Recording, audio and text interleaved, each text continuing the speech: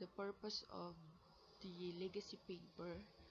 The purpose is to review leadership preparation over time in the United States and addresses challenges ahead. It is hoped that the U.S. developments will be instructive to an international audience interested in strengthening the preparation of school leaders. So the development should be useful and informative. The design, methodology, and approach. The paper synthesizes research and commentary on leadership preparation programs in the U.S. as a basis for identifying 5 challenges ahead. So as we continue with our discussion, we will identify the 5 challenges. The findings: meaningful change should be informed by the past but not bound by tradition. It is imperative to be open to different viewpoints, to take reasonable and at times bold risk, and to question deeply held values and assumptions. Broad recognition of the significant role school leaders play in facilitating student learning suggests that the political climate is right to effect meaningful reforms in leadership preparation in the U.S., and those involved in preparing school leaders are urged to address the challenges identified in this paper.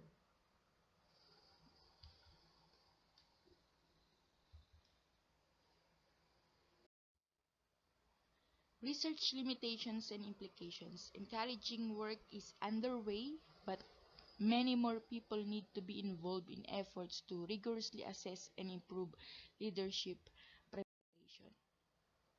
So, in our introduction,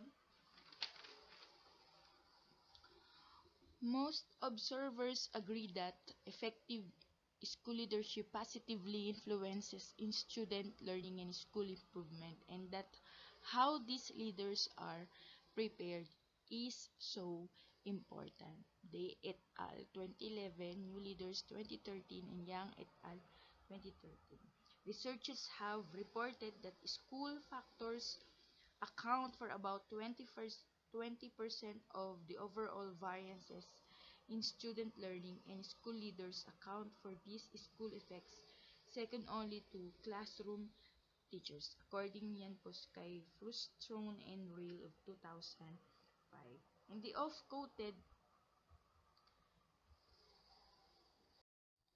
oft-quoted finding that principals represent a quarter of a school's total impact on student learning actually may be an understatement, because the principal influences teacher quality, according to Briggs et al. 2013, page 7.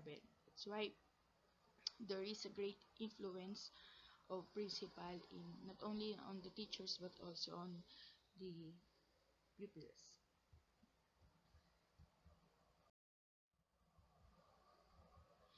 There can be strong school leader in struggling school, but it is rare to find an exemplary school with a poor leader. It should be equal with a strong leader with exemplary school, but it is rare to find exemplary school with a poor leader.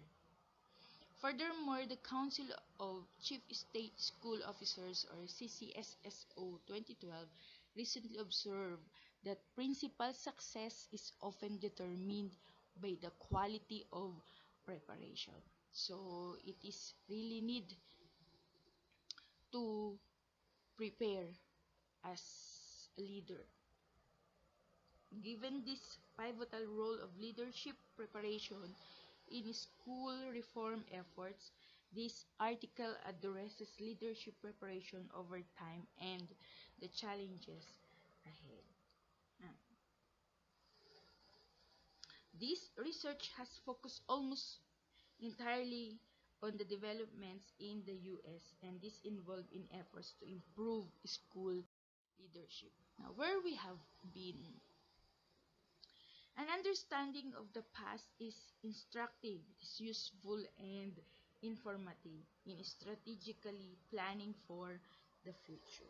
So let us review the components of leadership preparation programs and efforts to improve them in the United States. Let us identify selected challenges that need to be addressed to effectively prepare school leaders for the 21st century and beyond. Now we have program structure and degrees. In program structures and degrees, compared with many disciplines, educational leadership units are fairly new in American higher education.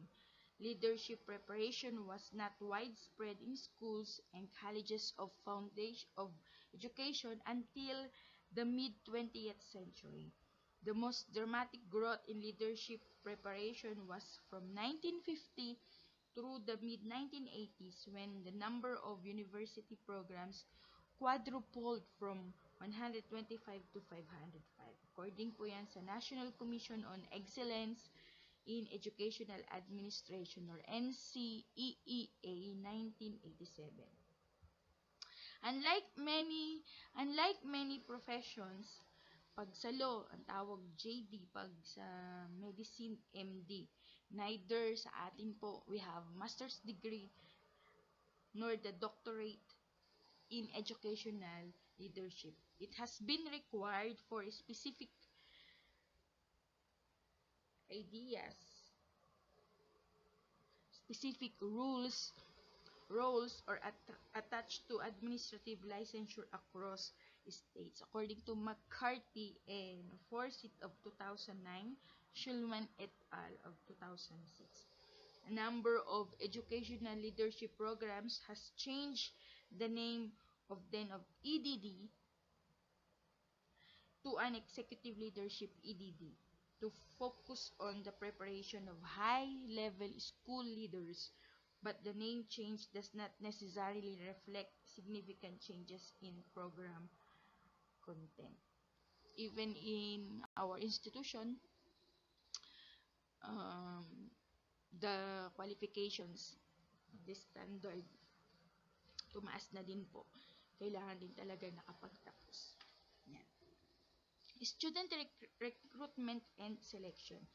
The caliber or the quality of character or level of ability of educational leadership, students and their self-selection into programs have been regularly criticized. According po yan kay Cooper and Boyd 1988, Levine of 2005, and McKitter 1966.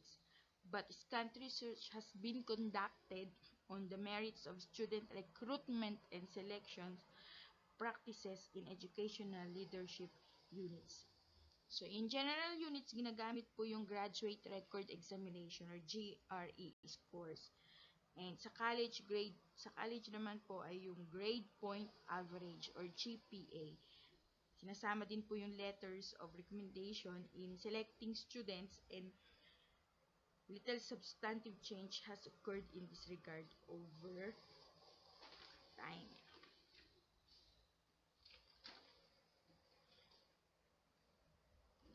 In GRE graduate, record examination measures analytical and verbal abilities, content that school leaders need the skills assessed by this exam, according to Kiddy and Grandi of 2001. Yes, it is likely that many of the successful leaders on human enterprises are not necessarily the most academically oriented, and the test, like the GRE, may not equate with leadership potential and may be counterproductive. Other factors ang hinahanap po sa leader, we have the enthusiasm, communication skills, and appreciation of diversity.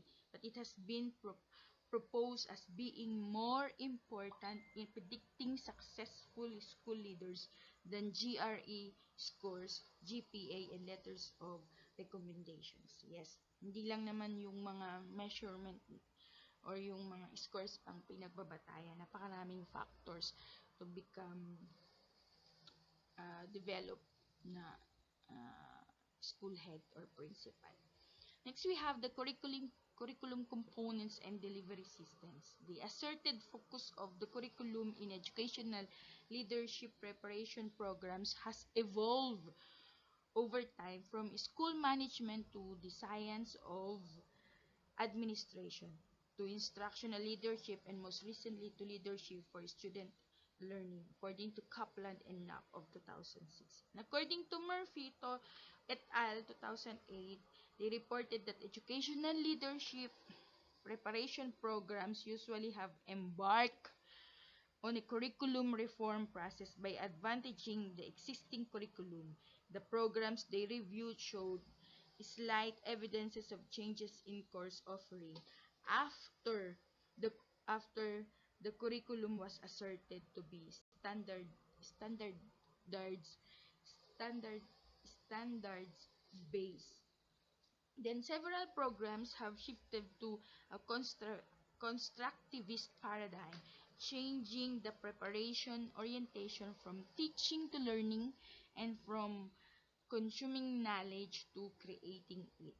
What is that problem-based learning or PBL? It is a constructivist approach in which students work together in groups to solve practical problems, according to Bridges 2012. Ba? They work together in groups to solve the problem. According to them, the problem-based learning or PBL was effective in graduate business courses over time in creating more active management classes in which students applied theory to practice. And this is true that all that we have learned must be applied into practice. Another one is they have the online instruction.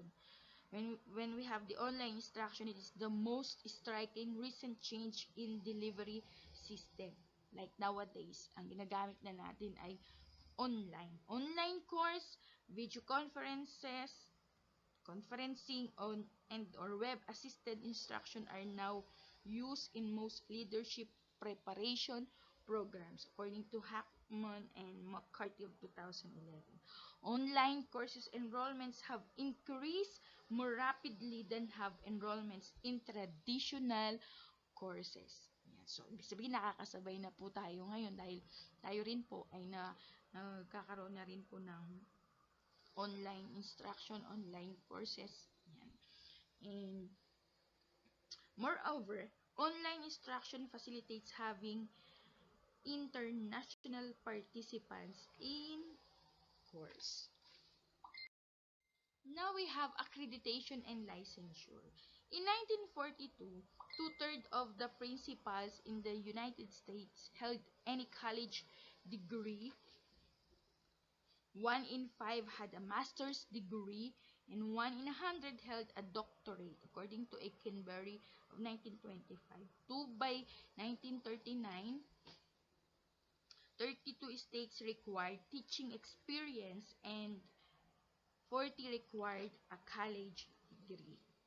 National Council for Accreditation of Teachers Education or NCATE was established in 1954 to professionalize teaching and subsequently school leadership through a voluntary peer review process according to Yang et al. Of 2013. Leadership preparation accreditation has shifted its focus to outputs, but inputs and processes such as the collective accomplishments of faculty have not been abandoned. So, as school leader, there should be an accreditation and license. Licensure focuses on the individual meeting minimum qualifications, which serves as a gatekeeping function, according to McCarthy and Forsyth of 2009. State licensure does not ensure success on a specific role. It simply means that without the minimum competence represented in licensure, an individual should be prevented from entering in this field. That's what administration and licensure candidates in 35 states must pass the examination, the School Leaders Licensure Assessment, or SLLA. Here in the Philippines, we need to pass the NQuest in order for us to have the license of becoming a school leader. Leadership preparation providers. Until recently, responsibility for preparing school administrations in the United States has belonged almost solely to universities, and states still allow only institutions of higher education to operate approved principal preparation programs, according to Briggs et al. Of 2013. So they need to provide a preparation for the leader. Educational leadership faculty members have increasingly considered themselves to be generalists, focusing on leadership or instructional leadership that content specialization. In addition to the continuing need to study changes in the characteristics and activities of the educational leadership profession, professional data also should be gathered on this, providing leadership preparation in emerging for-profit and not-to-profit programs outside academia, so similarities and differences with university providers can be assessed. Then we have the reform efforts. It is often referred to as the Curie movement. According po yan kay McCarthy 1999 and Murphy 1993, with the focus on developing a science of school administration. The National Conference subsequently count of professors of educational administration established in 1947 provided a vehicle for professors to interact and examine preparation practices. So, the UCEA, or University Council for Educational Administration, was established in 1956 with membership from selected universities that offered doctoral programs in educational leadership, and it quickly moved to the helm of efforts to improve leadership preparation. These initial reform efforts were centered at a few institutions.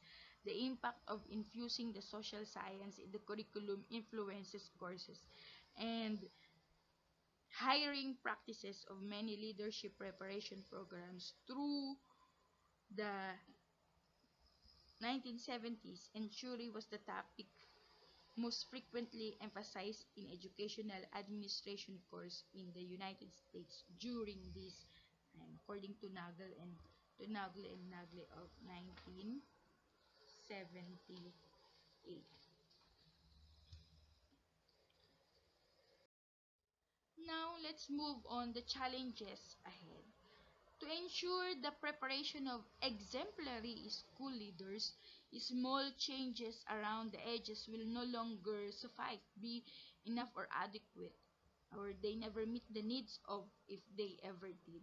It appears that until recently, our field has focused more on setting the future research agenda than on reporting results of vigorous studies to improve preparation and practice.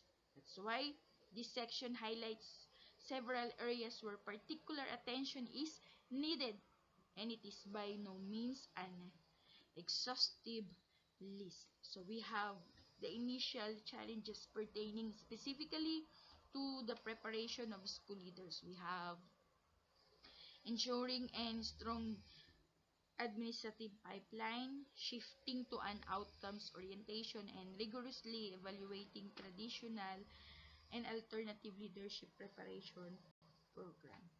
The last two focus on topics that are external on educational leadership preparation programs but affect all levels of education and beyond, using technology to enhance education in a global society and addressing the privatization of education. We have number one,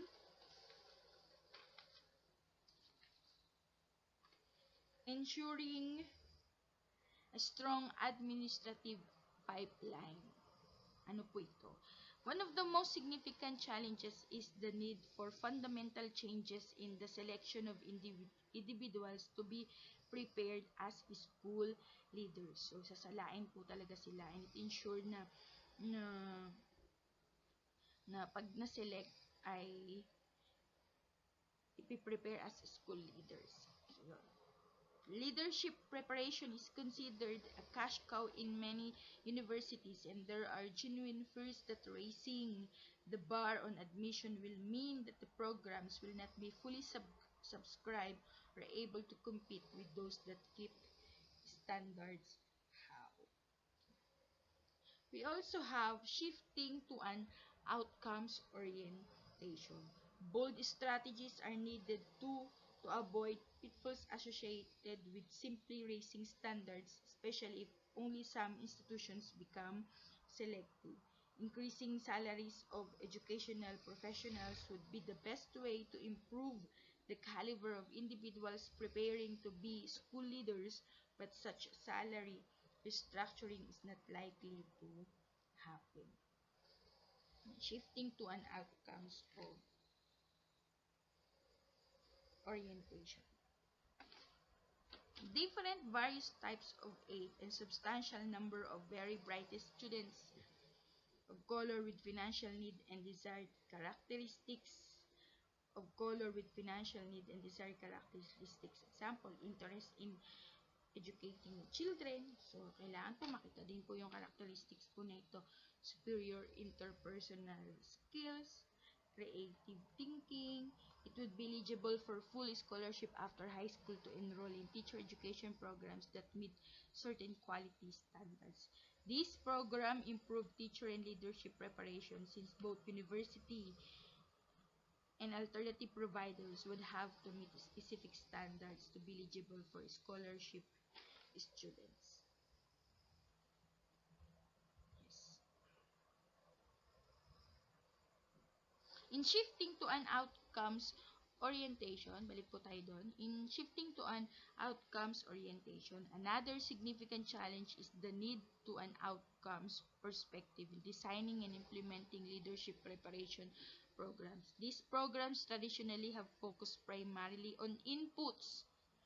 But throughout the education enterprise, there has been a recent shift from achieving equity and leveling the playing field through inputs to doing so by assuring results in terms of learning gains. According to Tienken 2012, shifting to learning-centered outcomes is complicated on several levels, but there is not complete agreement on how to best assess students' outcomes in PK to 12 schools or even which student outcomes are the most important. Another focus is in the lack of agreement on the essential work of school leaders in facilitating the desired outcomes of student learning and preparation for citizenship. Researchers also recently have identified some leadership practices. So there are some na pinapractice ng mga leaders. Example, developing a shared vision and goals for improving student learning, maintaining high expectations for student and staff performance, emphasizing instruction in a collaborative culture, coaching teachers, challenging the status quo and maintaining a safe environment which give the positive effects on teachers' behaviors and student achievement. That's according to Grissom et al. Of 2013.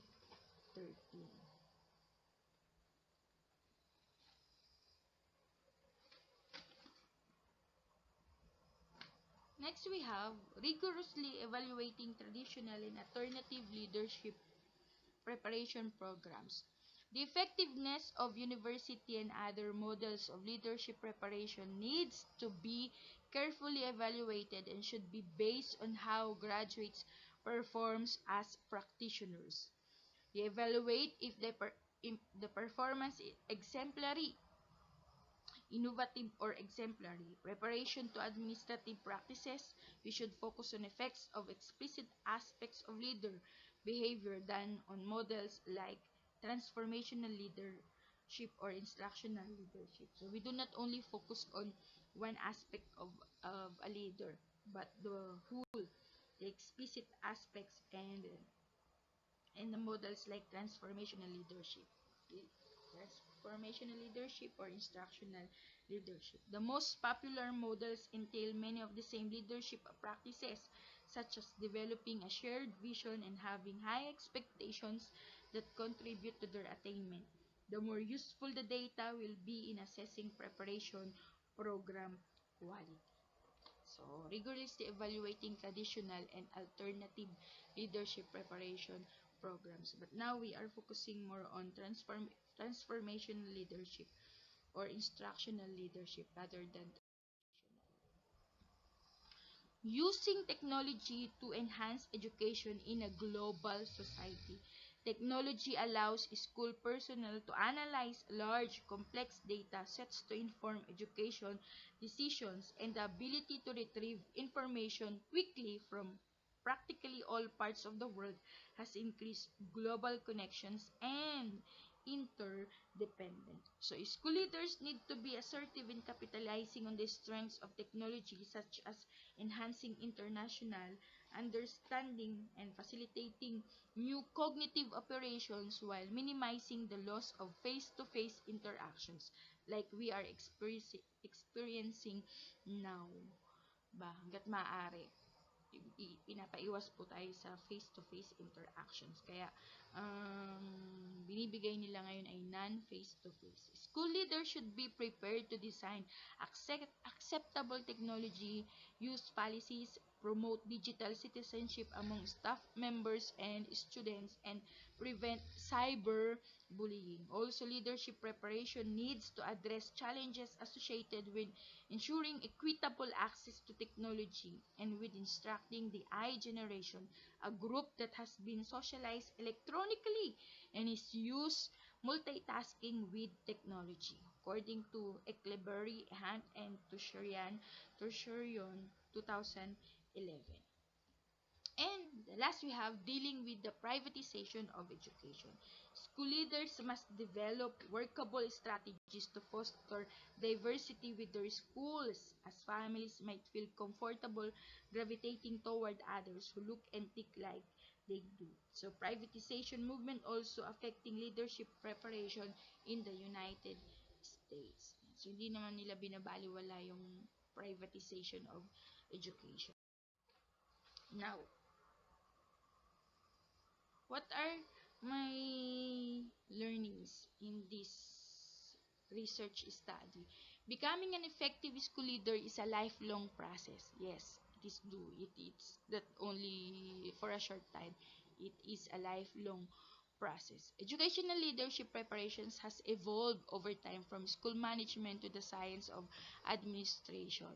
So gradually they develop as if today, as if in our time, is still evolving. Online instruction is the most striking recent change in delivery systems of education. So, hindi po tayo nahuhuli kasi we are now in the online instruction, online teaching, online learning, and identifying superior teachers with leadership abilities to become prepared for leadership roles. So, everybody, every one of us has the chance if we have the ability to become a leader, we should be prepared for leadership roles. And that's all. Thank you for listening. God bless everyone.